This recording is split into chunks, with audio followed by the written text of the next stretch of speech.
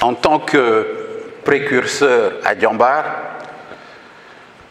l'association que je m'honore de présider aux côtés de mes amis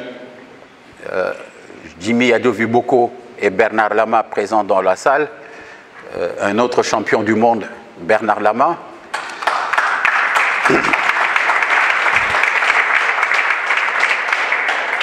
Alors, quand on a autant de champions du monde et de championnes du monde, Madame Laurence Fischer, Monsieur Souleymane Baye, Bernard Lama, ben j'espère simplement que vous laisserez vos titres ici au Sénégal pour que nous puissions les amener au Qatar et que nous puissions revenir avec ici au Sénégal. Donc, je disais que l'association Diambar, que je m'honore de présider, en ayant cité Jean-Marc Adoviboko et Bernard Lama, mais également Patrick Vieira, aujourd'hui absent, un autre champion du monde, est particulièrement fier d'avoir inspiré ce beau projet de soutien aux académies sportives et inclusives en Afrique. Monsieur Rioux, vous-même Diambar, nous pouvons vous dire et vous confirmer que ce projet est pertinent et utile. Nous sommes heureux de vous recevoir dans nos murs et de témoigner de nos réalisations. 20 ans à contribuer à renforcer l'écosystème sport-études avec un impact social et économique extrêmement fort sur notre environnement.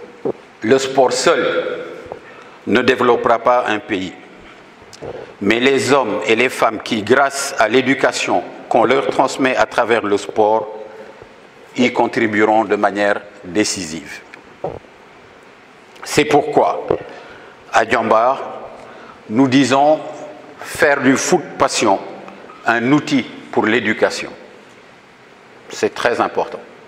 On utilise le football pour faire de l'éducation. Former des champions de foot, mais également des champions de la vie. Et c'est extrêmement important. On s'honore d'avoir, dans la dernière équipe du Sénégal championne d'Afrique, en février dernier, 5 jeunes issus de l'Académie Diambar, mais on s'honore également d'avoir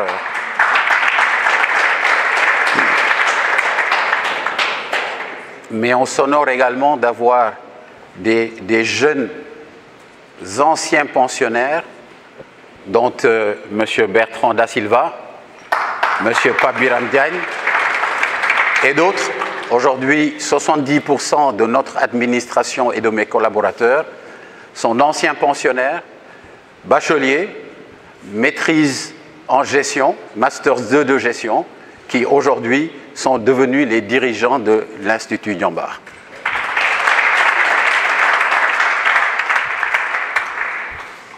Alors, association à but non lucratif, assurant une formation totalement gratuite à tous ces pensionnaires, Diambar vous remercie, Monsieur le Directeur, pour cette initiative, souhaite un développement harmonieux à toutes les académies actuellement choisies et celles à venir, et également à celles qui n'ont pas été choisies, malheureusement, mais qui ont également leur partition à jouer. Et Diambar renouvelle toute sa disponibilité pour accompagner, pour assister, pour conseiller, afin que cet ambitieux programme devienne un succès. Monsieur le Directeur, vous me permettrez un petit clin d'œil, c'est celui d'avouer une faiblesse avant de finir, c'est qu'à Diambar, nous n'avons pas encore de section féminine. Contrairement à Mathieu Chupin, que je me plais de citer, qui est le promoteur, le créateur de Dakar Sacré-Cœur, qui a une avance sur nous. Et donc, ne vous étonnez pas qu'en même temps que participant à la réalisation de ce programme, nous puissions également être parmi ceux qui souhaitent évidemment être accompagnés pour la création d'une section féminine, de manière à ce qu'on puisse participer à l'égalité des genres. Je vous remercie. Tous d'être présents cet après-midi. Merci à Laurence Fischer, bien sûr, notre ambassadrice, à tous, qui joue depuis des années un rôle majeur, inlassablement et depuis bien plus longtemps pour lier le sport et le développement depuis l'Afghanistan, depuis tant de combats qui font qu'on est dans cette salle aujourd'hui. C'est un moment important pour nous tous et pour nous à l'AFD. D'abord parce que on est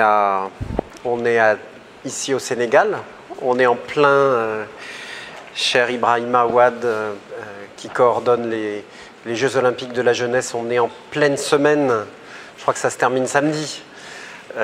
Donc on fait partie du programme de Dakar en Jeux. Je comprends qu'il va être un rendez-vous annuel et qui va aller, j'en suis sûr, crescendo jusqu'en 2026.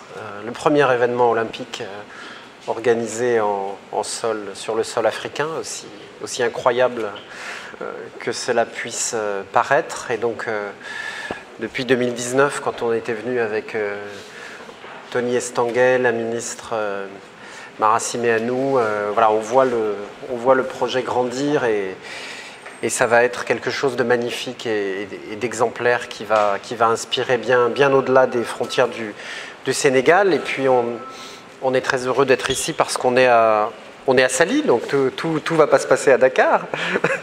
Et on est chez vous, ici à Diambars. Et bien sûr avec Bernard Lama, cofondateur de Diambars, avec notre complice de la première heure, Jimmy Adjoviboko, qui est là aussi depuis le début. Vous avez su créer ici depuis 20 ans quelque chose d'assez unique, je crois, même si là aussi ça inspire de nombreux projets partout en Afrique et dans le monde, unique en particulier par le modèle économique aussi, que vous avez su bâtir. Bâtir, c'est le mot, dans cette salle magnifique, et avec tous ces projets à venir d'éclairage, de stades, qui ne cessent de grandir et qui, je l'espère, viendra jusqu'en Guyane bientôt. L'Afrique et le Sénégal inspirant la France dans ses propres projets pour la jeunesse de tous les pays et pour de l'impact par le sport. Et puis, c'est un moment important aussi parce que on va au-delà du Sénégal, on va au-delà de Diambars en accueillant ces quatre académies. J'espère qu'on aura le temps.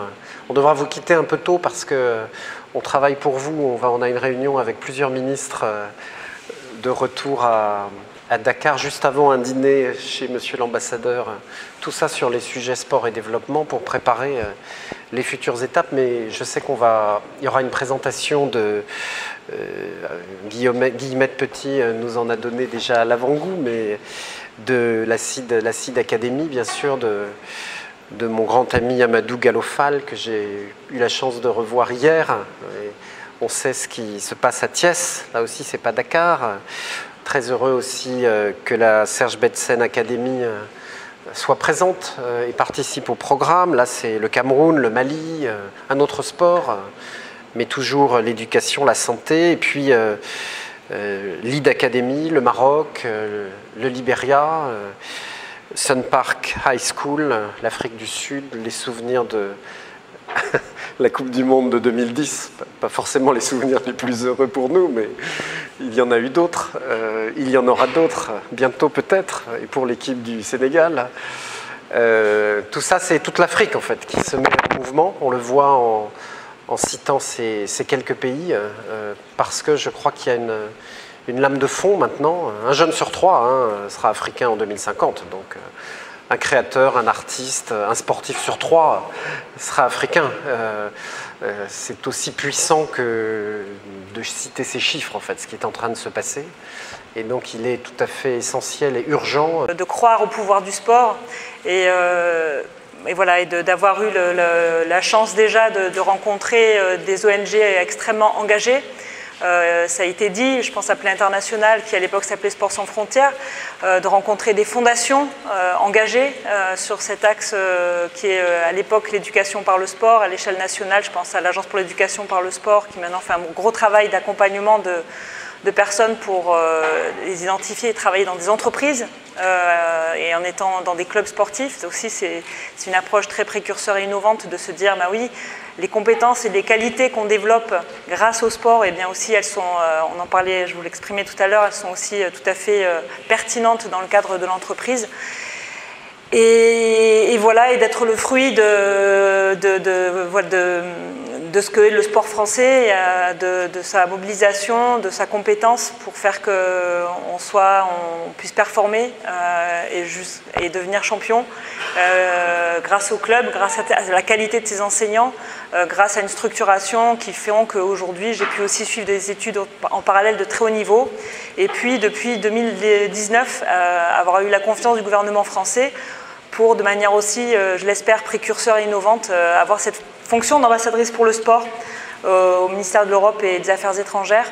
Et ça a été souligné, Rémi, ses équipes nombreuses ici au Sénégal, mais les équipes aussi du ministère de l'Europe et des Affaires étrangères qui font un travail remarquable. Et je salue la présence de François, voilà, qui représente aussi tous les collègues de l'ambassade de France à Dakar et du merveilleux travail qui nous réunit peut-être aussi ici. J'évoque le travail de notre diplomatie sportive française, mais chacun, dans nos organisations, ensemble, de croire que ici tous réunis, le sport peut changer des vies. Le sport est un magnifique outil, a le pouvoir, et sur notre jeunesse en particulier, voilà, de changer des vies, de nous structurer, de croire en nos rêves. Et on n'y arrive pas seul, on le sait quand on atteint l'excellence et le très haut niveau. On est inspiré, on devient inspirant. Et d'être tous à notre niveau des rôles modèles. Monsieur le Président, vous en êtes un. On ne le fait pas sans que chacun, de manière co-constructive, on travaille ensemble. Et je pense que c'est cette force-là qui fait aussi que ce merveilleux outil